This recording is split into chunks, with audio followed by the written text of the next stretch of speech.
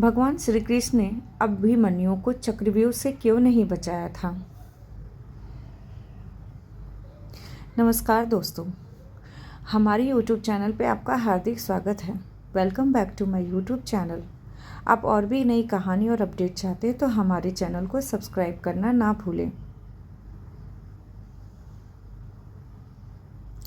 दोस्तों, महाभारत कथा से तो आप भली भांति परिचित होंगे ही। महाभारत युद्ध में क्यों और कैसे और किन योद्धाओं में लड़ा गया था, यह तो आपको पता ही होगा। और भगवान श्री कृष्ण ने किसका साथ दिया था। लेकिन इसमें कई ऐसे योद्धाओं से जुड़े कई रोचक तथ्य और रहस्य भी हैं जिन्हें आपको जानना चाहिए। ऐसे ही एक पौराणिक कथा अभिमन्यु से भी जुड़ी है। इस रोचक कथा के बारे में हम नीचे विस्तार पूर्वक बताएंगे। अर्जुन और सुभद्रा के पुत्र अभिमन्यु को तो आप लोग जानते ही होंगे कि महाभारत युद्ध में अभिमन्यु वीरगति को प्राप्त हो गए थे। लेकिन बहुत से लोगों के मन में यह प्रश्न अवश्य होता होगा कि आखिर सर्वशक्तिमान श्री कृष्ण ने अपनी ही बहन सुभद्रा के पुत्र अभिमन्यु को क्यों नहीं बचाया, जबकि अर्जुन और पांचों पांडवों की युद्ध के अंत तक उनके रक्षा कवच बने रहे थे। तो अभिमन्यु को क्यों मर जाने दिया। अगर चाहते तो वो लीलाधारी भगवान श्री कृष्ण और अपने सुदर्शन चक्र भेज अभिमन्यु को चक्रव्यूह से बाहर ले आते और अभिमन्यु का वध नहीं हो पाता। परंतु श्री कृष्ण ने ऐसा क्यों नहीं किया।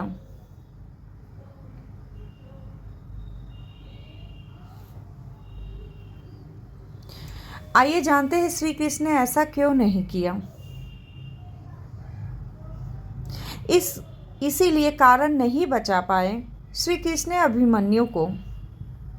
कहा जाता है, जब भी धरती पर धर्म और सत्य की हानि होने लगे तो भगवान को नियति के अनुसार धरती से अधर्मियों और अत्याचारियों का नाश करना होता है।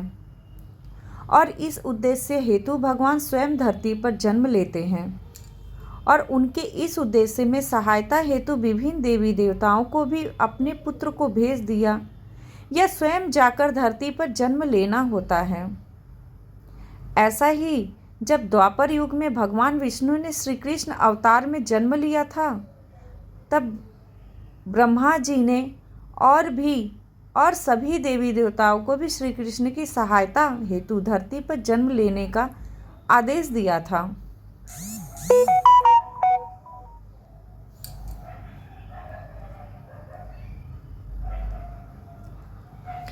किसने किया था ब्रह्मा जी के आदेश का विरोध। ब्रह्मा जी के इस आदेश का सभी देवी देवताओं ने स्वागत किया था,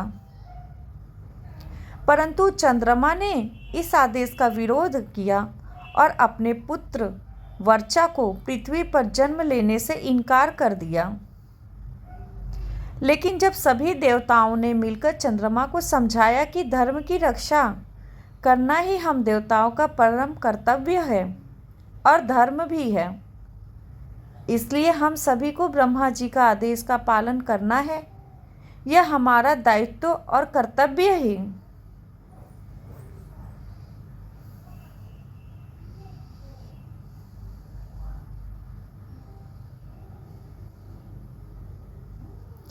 चंद्रमा के इस शर्त के कारण ही अभिमन्यु को मरना पड़ा।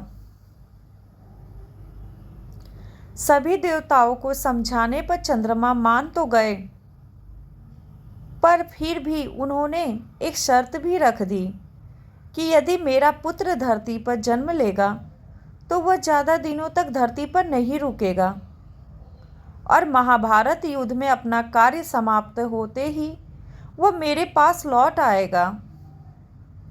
इसके साथ ही वह युद्ध में अपने पराक्रम से बड़े बड़े महारथियों को भी चकित कर घोर युद्ध लड़ते हुए वीरगति को प्राप्त होगा।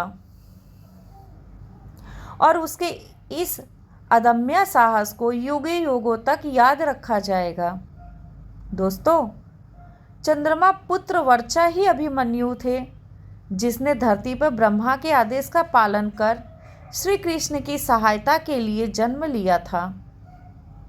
चंद्रमा के शर्त अनुसार ही श्री कृष्ण ने अभिमन्यु को नियति में दखल नहीं दिया और अभिमन्यु महाभारत युद्ध में वीरगति को प्राप्त हो गए, अपने पिता चंद्रमा के पास चले गए।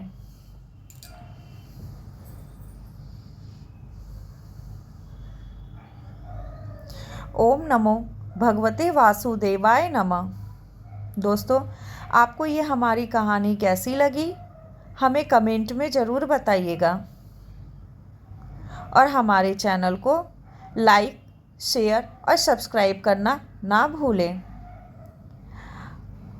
आपका बहुत बहुत धन्यवाद हमारा ये वीडियो देखने के लिए। जय श्री कृष्ण।